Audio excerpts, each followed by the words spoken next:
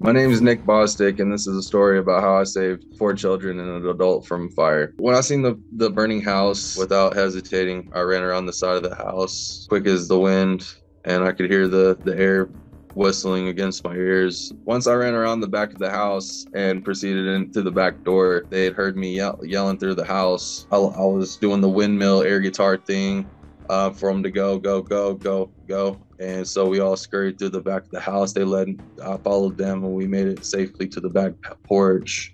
By the time I'd gotten to the third step, I hadn't seen no smoke through the whole house, other than at the front part where it was coming through the ceiling. When I got to like the second and third step, it looked like a normal house. There's like what appeared to be four children to me, and one of them was holding a baby. So their eyes were as wide as could be, and I led them outside to the back. So after they got done telling me that there was a baby left inside, I swung the back door open. I proceeded in, and as I'm looking to my left and my right, I just see like a giant wall of fire that the whole front house had already, by this point, it was like a waterfall, like 8 feet wide, except fire. The ceiling wasn't white no more. It was black. I'm hearing more windows blowing out. I'm hearing the sound of your oven turning on. When I get there, I run upstairs. I go to the main room that they all came out of.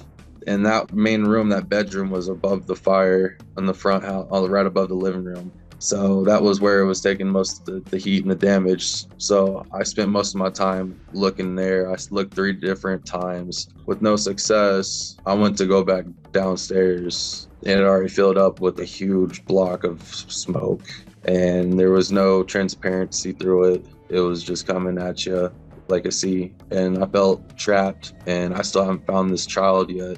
I doubled my shirt over my mouth and my nose, and I go downstairs hoping it wouldn't be as bad as it really was. But little did I know, it was hot enough, it burned off some of my leg hair. So that frightened me, and I kind of jolted a few steps back up. And as I'm going up, I'm hollering out, and I hear the child crying. My instincts told me, don't think about it, just do. And so I went down into the abyss, and I couldn't see. There was nothing but heat, probably temperatures of 300 degrees. I'm hollering out, and I have my hands out, and I'm feeling like my hands melting. As I'm feeling out in front of me, I hear the child crying, and so I use my ears to point me in the direction. And as I'm trying to find her, I still can't see. Luckily, by the grace of God, I managed to came across her and felt her, and I grabbed her, and I tucked her in my shoulder, my left arm, and I ran back using my imagination as a line to trace my steps. And I was hoping that the back door was right there at the bottom of the staircase. So I'm searching for that back door, and I'm just getting more lost and lost, because something goes through my mind that if I keep trying to go further into this sea, that I'm eventually going to get so far out I can't find my way back. With the little glimpse of light I see through the smoke going up, leading up the staircase, I run up it. And as I'm rushing, me and the child, we get to the second step at the top, and I trip and we fall. And I'm beyond past my limit. My limit was running through that house the first time. I'm 250, 270 pounds. I eat McDonald's, we tripped. I got back up. I took another last breath, and I recalled seeing a window in the first room to my right on the side of the house. I remember seeing a window in there big enough to exit. We go to that room, and I'm ripping off the blinds and curtains, and I'm trying to get this stuff off the window. And as I'm doing that, the string wraps around her ankle 3 or 4 good times probably. And it was like, come on, does it gotta be this damn difficult? But it had to be, and I had to stop with messing with the curtain and stuff. I had to unwrap her ankle. I do recall at that time when I decided to stop, the fear of jump, just trying to just say overlook it and then jump anyways, hoping that the string would break off the curtain. She's making whine noises, and as we get to the window and I'm punching the window out, she's saying, "No, I don't want to go through the window." And I didn't say nothing to her, but if I was to go back, I probably would have said something to calm her down. But I guess I was just so focused on getting us out of that house as fast as possible When I got the string unwrapped around her ankle, I used my right fist and I bust out the window.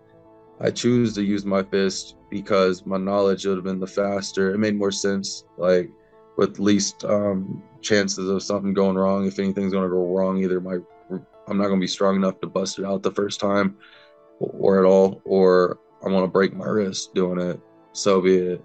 And with everything else, I was worried that the chair would bounce off the window and I'd have to sit the baby down. And it was just, there was too much. So I tucked her back and I punched it out as good as I could. And I cut my hand up a little bit, but nothing bad. Here's my wrist. Um, I was wondering how I cut my wrist when I got out of the hospital. And after a few days of being out, I thought I remembered a piece of about as long as my forearm is, a piece of glass sticking out after I'd punched the window out. So like when I busted the window out, the flames were like blowing past us, like the whole frame. So we had to jump through fire. I jumped shoulders first, like a Superman dive. And now I probably would have chose a different way. I found out later there was like an overhang right underneath the window we came out of. Yeah, after I took a dive, Kaylani was good. She landed on my left side because I made sure to land on my right so I could kind of give her some cushioning to land on rather than it be the other way around and I pancaked the poor child. So yeah, we jumped out. I get back up as quick as I can and I scurry to the sidewalk to the enforcement officers in the fire department. I was watching in the videos, like I sat down on the sidewalk and then pushed myself back up to move across the road for them. Like I used that same arm that this thing had like a giant deep laceration in. So when I made it across the road and I ended up getting into the ambulance, rushed over to IU, Indiana University's hospital. During that time, I'm pretty much unconscious from everything. They told me they were going to give me something to help me go to sleep, and they put a mask on, and I went z z z z. I didn't even know about this, but they helicopter lifted me to Indianapolis to Eskenazi Hospital. I had some burns on my right butt cheek, y'all seen my arm and my hand, and then on my shins and the top part of my foot. I had been wearing sliders that night, and ambers and stuff had landed on top of my foot and just kind of like melted into my skin and formed like a little crater. And like this is healed before those. I feel like all I do is talk about me too much, and still to this day my main importance is the family and the children. And you know, like I guess why I kind of feel a little type of way about talking all about me and stuff is because, you know, I didn't do it to become famous or any of this. I just did it to be me.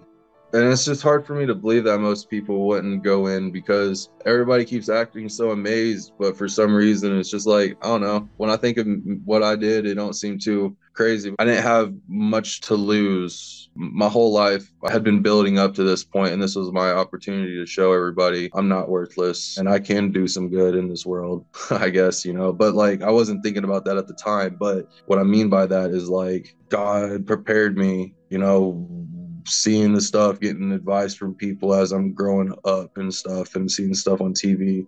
You know, like the only thing I didn't know was to like crawl on the floor under the smoke, and I could have breathed. I didn't know that, or I would have. But like, say I did, you, who knows? I may have not made it out. You know, I've always been that type of person to put others before me, so I didn't have to think about it. It was already a made up decision I made up years ago. It's definitely something I did, and I would do it again. That's for sure. I would always have done that, something like that again. When I was awake in the hospital the first day, I eventually got to the point I was walking around. To not have had anybody there when I woke up wasn't a letdown because I didn't expect nobody to. You know, like I didn't count on nobody to do it. And I guess in a way, for some people, I didn't count on them to do it because I didn't want them to feel bad. The family's doing good. I keep in contact with them. I go to church with them every Sunday usually. They've been more than open to me joining their family and being a part of it. I'm not used to having family time in my life. So to teach an old dog a new trick, it takes time. I've never had somebody to really go to and then have that like assurance that their response is going to be a loving one, and for sure in my like interest out of their heart. I think it's a really great thing that they've welcomed me into their family. And I guess I made it like that because I wanted a relationship with my family. I wanted a relationship, even if they didn't love me. When it's someone you looked up to your whole life and wanted to be like, just so they accepted you. But all they did was like trained you to fail. And anytime you succeeded, it was in their favor. I was in the hospital for a little while, a couple of days, and I was laying there. And as I was laying there, medical bills were racking up and stacking. Little to my knowledge, I had friends of mine calling, other friends of mine and family asking where I was, what happened to me. People ask me like, knowing that you have a kid now, would you do it? Bro, honestly, like I knew I had a kid that night. Like we'd known a month prior to the fire. I knew I was the dad. I had my mind. My kid would have grown up, and the mommy would have told him, about me, and the kid would have known, like, yeah, that's my dad. And like as they got older and started becoming more like me, they would have seen and understood why Nicholas Lee Bostic did what he did. Why Daddy went to that fire and risked his life and didn't make it out. My baby's due February 8th, and I'm more than excited to be a dad. This is Nick Bostic, and I hope you enjoyed my story. I hope this has inspired you to do something kind tomorrow. Much love, respect, prosperity, peace.